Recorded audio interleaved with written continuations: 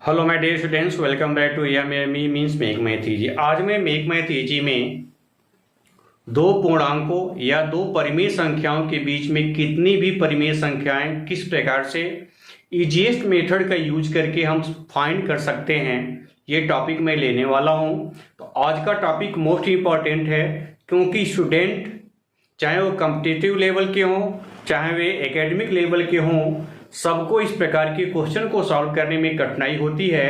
आज मैं सरल से सरल मेथड, इजीएस्ट मेथड का यूज करूंगा और हर एक स्टूडेंट का कंसेप्ट आज का क्लियर होगा। तो आइए हम स्टार्ट करते हैं। क्वेश्चन दिया है 2 और 3 के बीच 4 परिमेय संख्याओं को ज्ञात करना। जब इस प्रकार की क्वेश्चन दिए गए होते हैं तो सबसे पहले हम क्या करते हैं, एक संख्या रेखा लेते हैं। तो हमने सबसे पहले क्या किया, एक संख्या रेखा लिया। अब संख्या रेखा पर तो सबसे पहले हम एक जीरो यहां पर डिनोट कर देंगे, क्योंकि जीरो हमारा ये इंडिकेट करता है कि जीरो के राइट साइड में पॉजिटिव इंटीजर होते हैं और लेफ्ट साइड में नेगेटिव इंटीजर होते हैं। तो यहाँ पर 2 और 3 पॉजिटिव इंटीजर हैं, तो इस साइड में हम कहीं भी 2, यहाँ पे जैसे हमने 2 ले लिया और 2 के साथ यहां पर हमने 3 ले लिया। अब यहां पर 4 परिमेय संख्याओं को ज्ञात करना है। तो मैं आपको बता दूं कि 4 परिमेय संख्या यहां दिया हुआ है। अगर एक परिमेय संख्या को ज्ञात करना है तो हम एक इसमें पॉइंट ले लेंगे, जैसे मान लेंगे ए। अगर 2 परिमेय संख्या को ज्ञात करना है तो हम 2 पॉइंट ले लेंगे। 3 परिमेय संख्याओं को ज्ञात करना है तो हम 3 पॉइंट ले लेंगे बीच में। और 4 परिमेय संख्याओं को ज्ञात करना है तो यहां पर हम 4 पॉइंट ले लेंगे। जैसे मान लिया कि हमारा फर्स्ट परिमेय संख्या ये है, दूसरी परिमेय संख्या हमारी बी है, तीसरी परिमेय संख्या हमारी सी है और चौथी परिमेय संख्या हमारी डी है, और ये हमारा 3 यहां पे हुआ। इसके बाद जो रूल हम बताने जा रहे हैं परिमेय, तो हमने पहले रूल में क्या किया कि सिंबल को ले लिया ए बी सी डी। इसे हमने लिया A B C and D. दूसरा हमारा रूल क्या होगा कि 2 और 3 दिया हुआ, तो 2 और 3 के बीच का अंतर फाइंड करेंगे। अंतर फाइंड करेंगे तो 3 - 2 = 1 आया, ये अंतर हुआ। अर्थात 2 और 3 के बीच में जो डिस्टेंस फाइंड हुई वह 1 फाइंड हुई। अब क्या करेंगे, तीसरे रूल में हम क्या करेंगे कि अंतर को भाग से डिवाइड करेंगे कि 2 और 3 कितने भागों में डिवाइड हुआ है। तो 2 और ए एक भाग हुआ, ए और बी 2 भाग हुआ, बी और सी तीसरा भाग हुआ, सी और डी चौथा भाग हुआ, डी और 3 पांचवा भाग हुआ। अर्थात आप डायरेक्ट इसका यूज कर सकते हैं फास्ट मेथड से।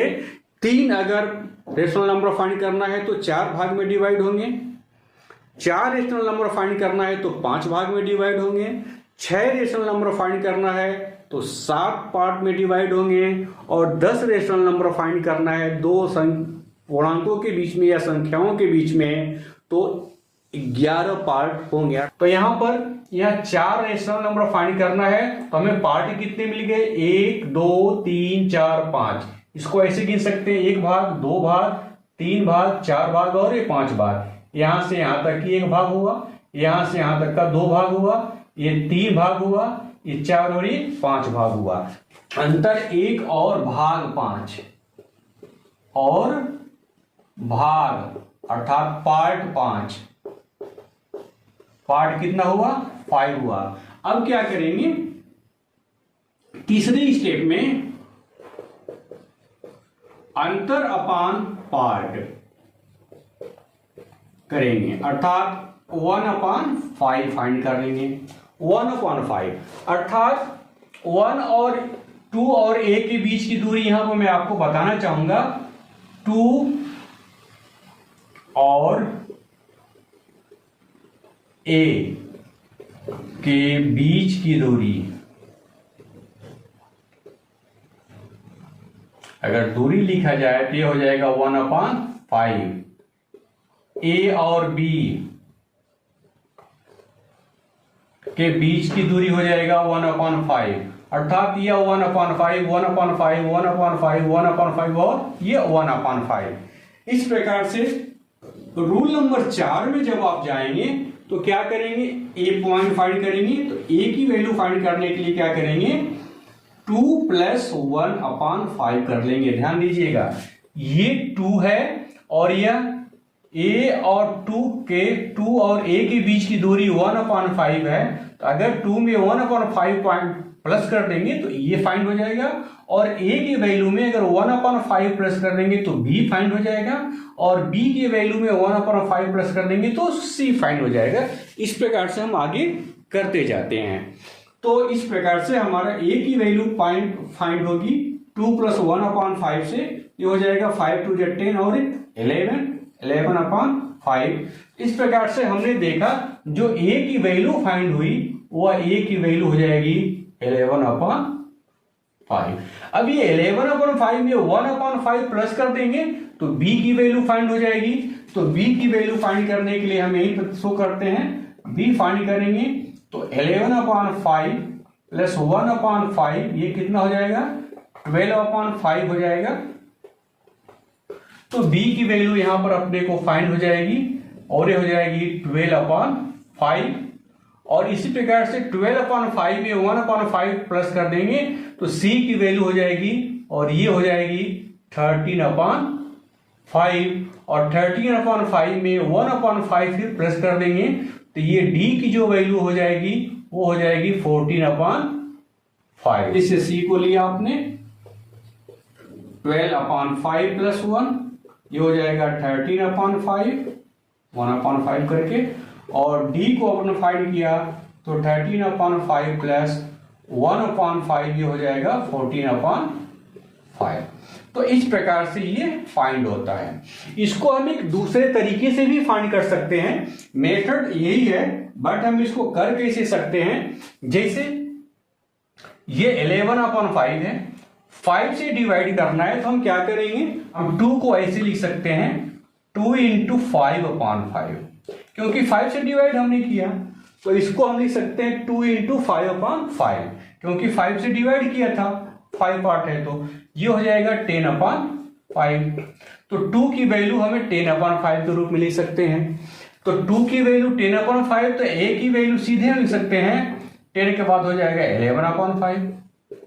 b की वैल्यू सीधे लिख सकते हैं 12/5, c की वैल्यू सीधे लिख सकते हैं 13/5, और d की वैल्यू डायरेक्ट लिख सकते हैं 14/5।